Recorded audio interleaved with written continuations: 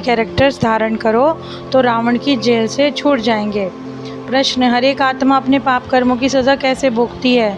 उससे बचने का साधन क्या है? हर एक अपने पापों की सज़ा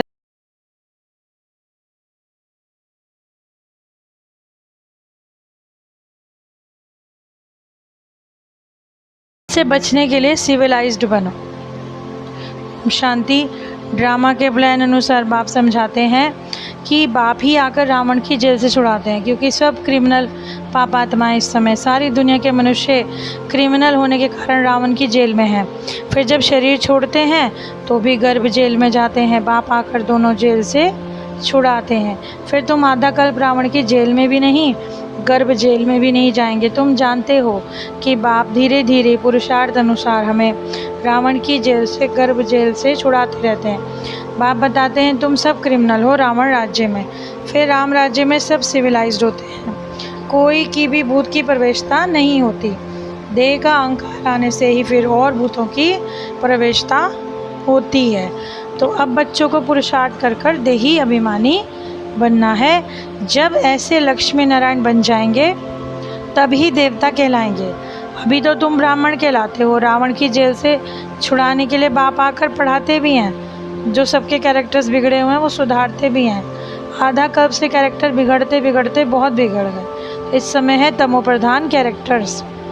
देवी और आसुरी कैरेक्टर में बरोबर रात दिन का फ़र्क है। बाप समझाते हैं अब पुरुषार्थ करके अपना दैवी कैरेक्टर बनाना है, तभी आसुरी कैरेक्टर से छूट पाएंगे। आसुरी कैरेक्टर्स में देह अभिमान है नंबर 1। देही अभिमानी होने से कैरेक्टर्स कभी बिगड़ते नहीं। तो सारा मदार कैरेक्टर पे है। देवताओं का कैरेक्टर कैसे बिगड़ता है? जब वो माम मार्ग में जाते हैं अर्थात विकारी बनते हैं। तो अब कैरेक्टर्स बिगड़े हुए हैं। पहली क्रिमिनलिटी है कि हम कामचिता पर चढ़ते हैं, फिर रंग बदलते बदलते बिल्कुल काले हो जाते हैं। पहले गोल्डन एज में हैं संपूर्ण गोरे, फिर 2 कला कम होती जाती है। त्रेता को स्वर्ग नहीं कहेंगे, वो है सेमी स्वर्ग। बाप ने समझाया है कि रावण के आने से तुम्हारे ऊपर कट चढ़ना शुरू हुई, तो 100% वाइसलेस थे, 100% विशेष बने। अब बाप कहते हैं सुधरते जाओ। ये रावण का जेल बहुत बड़ा है, सबको क्रिमिनल ही कहेंगे। अभी तुम पुरुषार्थ कर रहे हो राम राज्य में जाने का।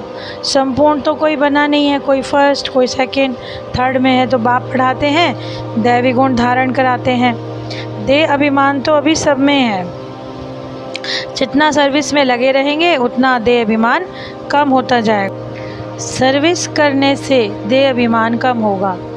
देह अभिमानी बड़ी बड़ी सर्विस करेंगे। तो बाबा जो देह अभिमानी है वो कितनी अच्छी सर्विस करते हैं। अभी तो क्रिमिनल रावण की जेल से छुड़ाकर सदगति प्राप्त करा देते हैं। फिर वहाँ दोनों ही जेल नहीं होंगी, तो यहाँ डबल जेल है। सतयुग में ना कोर्ट है, ना पापात्माएँ हैं, ना तो रावण की जेल है।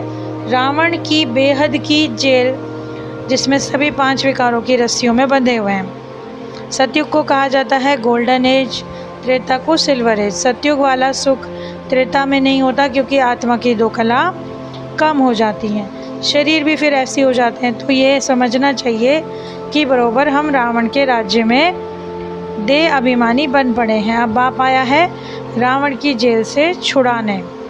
बाप का परिचय देने का चांस बहुत अच्छा है।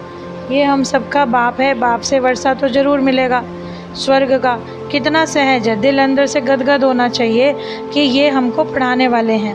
ये हमारी एम ऑब्जेक्ट है। हम पहले सदगति में, अब दुर्गति में आए हैं, तो अब फिर दुर्गति से सदगति में जाना है। तो शिव बाबा कहते हैं माँ में कम याद करो तो तुम्हारे जन्म जन्मांतर के पाप कट जाएंगे। तुम बच्चे जानते हो कि जब द्वापर में रावण राज्य होता है तो 5 विकार रूपी रावण सर्वव्यापी हो जाता है। वहाँ विकार सर्वव्यापी है तो वहाँ बाप कैसे सर्वव्यापी हो सकता है? सभी मनुष्य पापात्माएं हैं ना। बाप सम्मुख हैं तो ऐसे कहते हैं कि मैंने कहा ही नहीं, सब उल्टा समझ गए। उल्टा समझते, विकारों में गिरते, तालियां गालियां देते। भारत का ये हाल हुआ है। क्रिश्चियन लोग भी यही जानते हैं कि भारत आज से 5000 वर्ष पहले स्वर्ग था, सभी सतो प्रधान थे। भारतवासी तो लाखों वर्ष कह देते हैं, क्योंकि तमो प्रधान बुद्धि बन पड़े हैं। तो फिर इतना ऊंच बने कैसे, इतना नीच बने हैं? तो बरोबर पहले स्वर्ग था जो बच्चों को छुड़ाने रावण की जेल से बाबा आए हैं। आधा कल्प है रावण राज्य और आधा कल्प राम राज्य। तो बच्चों को जब चांस मिलता है तो समझाना चाहिए। इस समय कितने धर्म हैं, मनुष्यों की वृद्धि होती रहती है, ऐसी वृद्धि होती रहेगी तो फिर खाना भी कहाँ से मिलेगा। सतयुग में तो ऐसी बातें होती ही नहीं, वहाँ दुख आदि कुछ है ही नहीं। कलयुग है दुखधाम, सब विकारी हैं। तो अभी संपूर्ण निर्विकारी सुखधाम में होते हैं। घड़ी घड़ी उनको बतलाना चाहिए ताकि वो कुछ समझ जाएं। पतित पावन सर्व का सदगति दाता एक बाप है। जरूर वो किसी के रथ में आए होंगे। बाबा कहते हैं मैं इस रथ में आता हूँ जो अपने जन्मों को नहीं जानते। ये 84 जन्मों का चक्र है। तो पहले पहले जो आए होंगे वही आएंगे, फिर उनके जन्म होंगे, फिर कम होते जाएंगे। सबसे पहले देवताएं आए हैं। बाबा बच्चों को भाषण करना सिखलाते हैं। ऐसे ऐसे समझाना चाहिए कि अच्छी रीति याद में रहेंगे तो देह अभिमान नहीं होगा, फिर भाषण भी अच्छा करेंगे। बाबा भी देह अभिमान में नहीं आते ना, तो कोई विकार ना रहे, अंदर में कोई शैतानी ना रहे। बाप से पूछना चाहिए। बाप तो आए हैं ऊंचा उठाने, प्यार से उठाते हैं, ईश्वरीय मत लेनी चाहिए। तो बाप जो समझाते हैं उसको धारण करके मतलब श्रीमत पर बच्चों को विश्व में शांति स्थापन करने के निमित्त बनना है। क्योंकि एक बाप की सिवाय किसी की मत ऊंची ते ऊंची नहीं होती। ऊंचे ते ऊंचे मत भगवान की है, जिससे मर्तबा भी ऊंचा मिलता है। तो बाबा कहते हैं कल्याण करके ऊंचा पद पाओ, महारथी बनो। यदि पढ़े नहीं तो क्या पद पाओगे। तो ये कल्पांतर की बात है। सतयुग में दास दासी भी नंबरवार होते हैं। बाप तो आए हैं ऊंचा बनाने, यदि नहीं पढ़ाई करी तो कैसे ऊंचा पद पाएंगे। प्रजा में भी ऊंच नीच होती है, तो ये बुद्धि से समझाना है।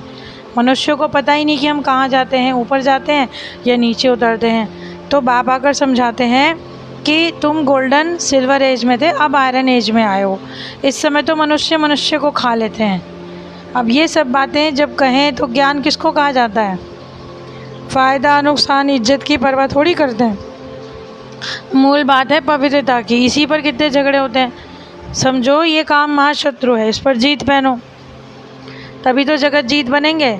देवताएं जो संपूर्ण निर्विकारी हैं आगे चलकर समझ जाएंगे, क्योंकि स्थापना हो रही है। अच्छा प्राण प्यारे बाप दादा प्रति याद प्यार, मीठे मीठे सिकिलदे बाप दादा प्रति हम बच्चों का याद प्यार और गुड मॉर्निंग। रूहानी बच्चों की रूहानी बाप को नमस्ते। धारण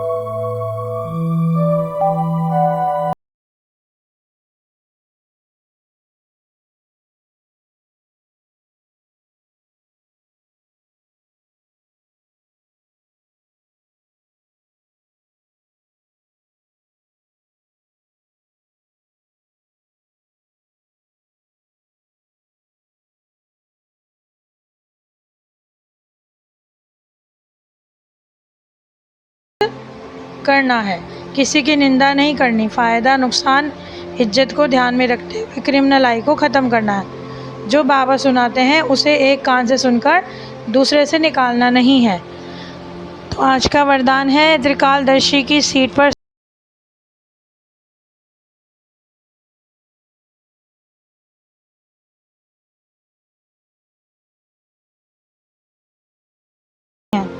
चाहे स्वयं द्वारा, चाहे माया द्वारा, चाहे औरों के द्वारा, प्रकृति द्वारा, परिस्थितियां तो आएंगी ही। बातें तो आनी है, क्योंकि अगर हमारी सोच शक्ति स्थिति जो